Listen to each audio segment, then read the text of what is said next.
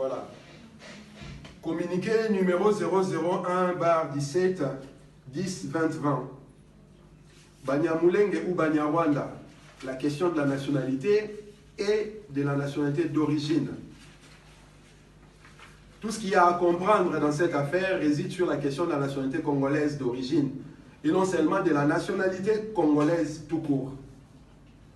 Cette affaire démontre clairement la supercherie que certains veulent imposer aux Congolais alors que les faits sont à la disposition de tous. Lorsque nous parlons de la nationalité d'origine, il nous est important de mettre l'accent sur la question des terres ancestrales. En parlant des terres ancestrales, celle-ci nous renvoie directement aux droits de propriété ou encore aux droits des premiers occupants. Nous parlons des premiers occupants en relation avec ceux qui étaient là lors de la création de l'État indépendant du Congo, l'actuelle République démocratique du Congo. Cette option nous invite à questionner ceux qui ont créé ces pays, c'est-à-dire Stanley, Léopold II et la conférence de Berlin en 1885 pour obtenir de bonnes réponses. Nous avons appris, d'après l'histoire et les archives belges, que c'est Stanley qui a dessiné la carte de l'actuelle RDC, après avoir sillonné l'Est à l'Ouest et l'Ouest à l'Est de ces territoires. Dans son parcours, il a consulté les chefs des terres de l'époque qui étaient constitués des chefs des clans, chefs des tribus, chefs coutumiers.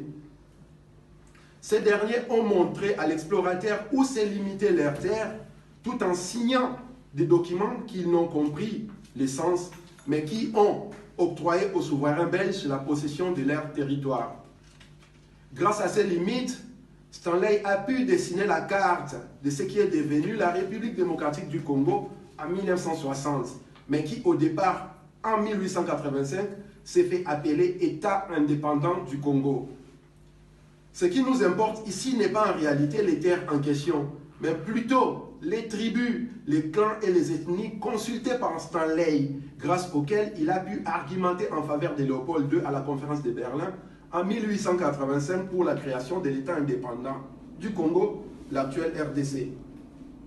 Notre intérêt historique se trouve dans les documents de Stanley et des experts de l'époque, c'est-à-dire les prêtres, les ethnologues, les anthropologues qui mentionnent les tribus, les clans, les ethnies de ces territoires que l'Empire a fait propriété privée de Léopold II au 25 février 1885.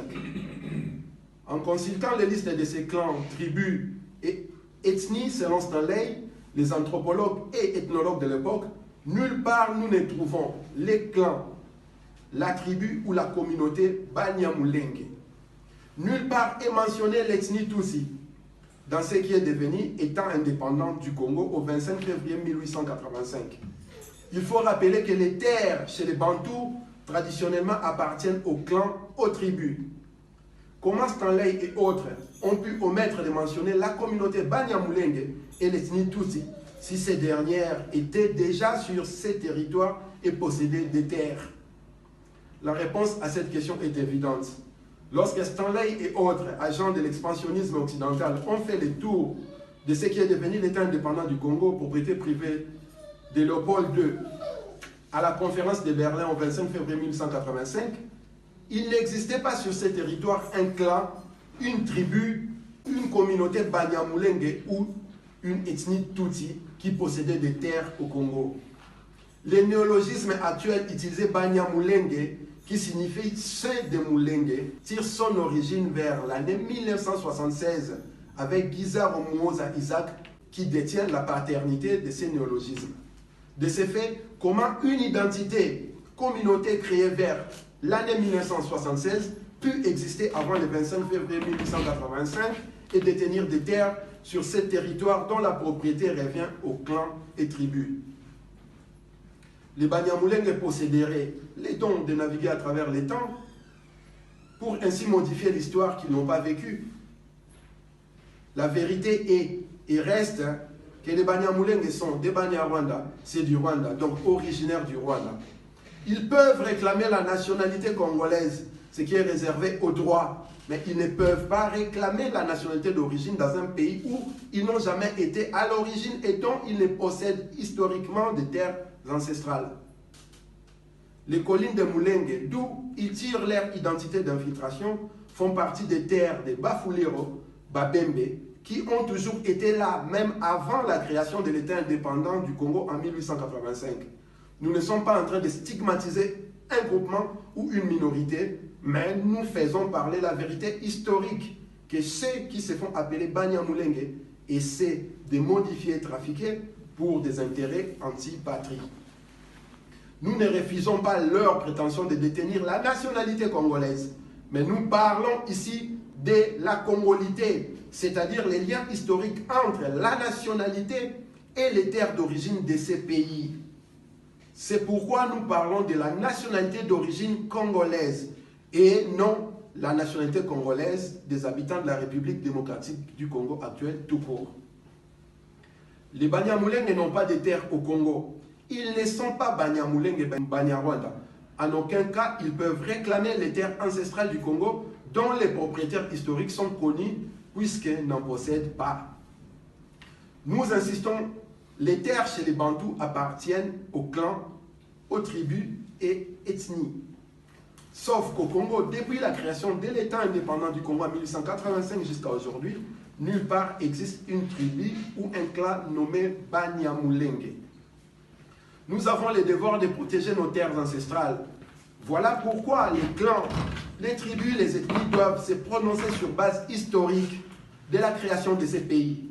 Il s'agit dès l'origine de la République démocratique du Congo et celle-ci remonte à avant 1885 et non au 30 juin 1960. Cette option nous invite à questionner la loi congolaise sur la nationalité d'origine où nous constatons une supercherie impossible contre la vérité. En effet, l'actuelle constitution congolaise,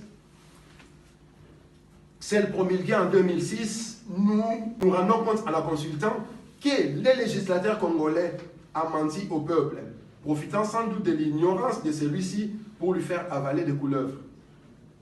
La définition de la nationalité d'origine ne peut pas souffrir de falsification et ne peut en aucun cas se faire pour satisfaire les uns ou les autres, à part se conformer à l'histoire et en se couvrant au jus solis et jus sanguinis. Sauf que l'article 10 de la Constitution congolaise est une ineptie en ce qui concerne la nationalité d'origine.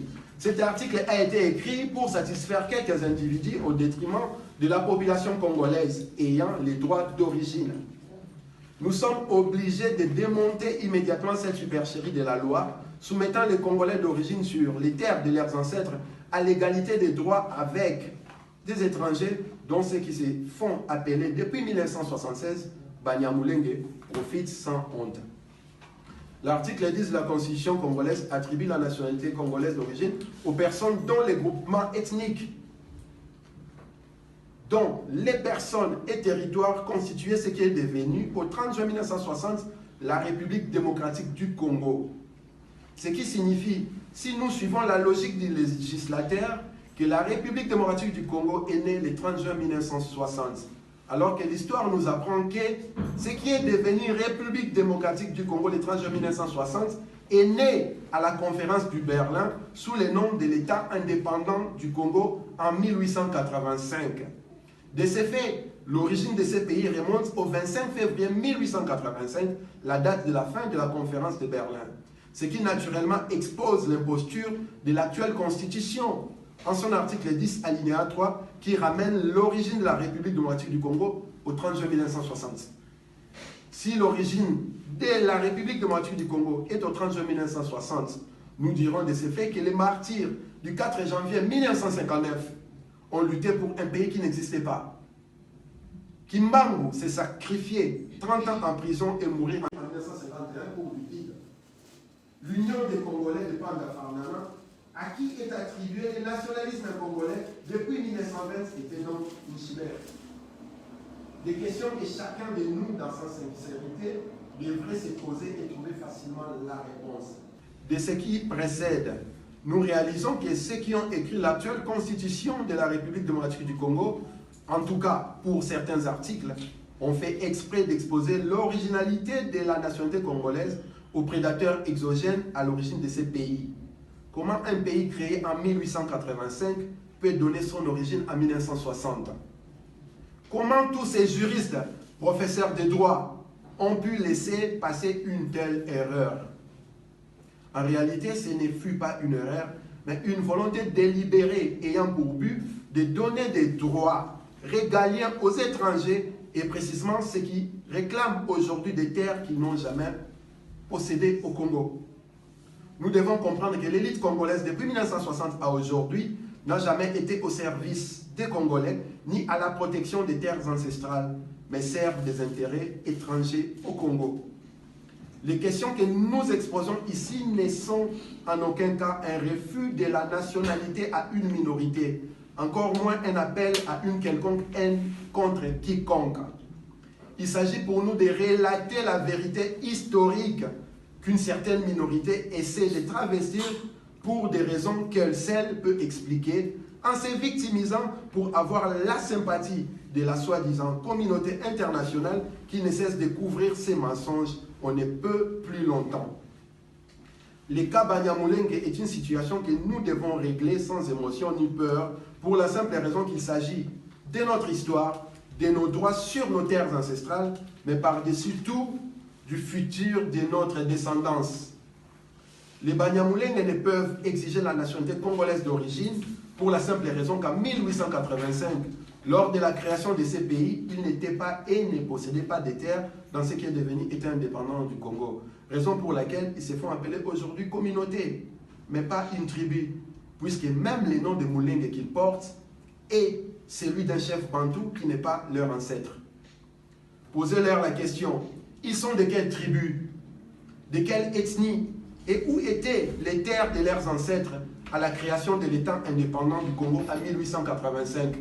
Et vous comprendrez simplement que tous ces bruits qu'ils font sont dans le seul but de faire passer leur Ubwenge. Que les ancêtres méritants bénissent la nation Congo. Fait à Paris le 17 octobre 2020 pour Kintwa Dibena Congo, Nganga Kwati Zoro Bilel. Ingeta.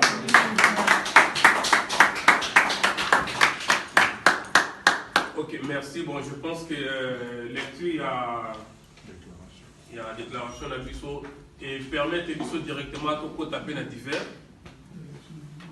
Oyoyo, mutna mutu saraza likamba koloba pour na Congo, pour na mabele na Bisso. Saraza likamba koloba pour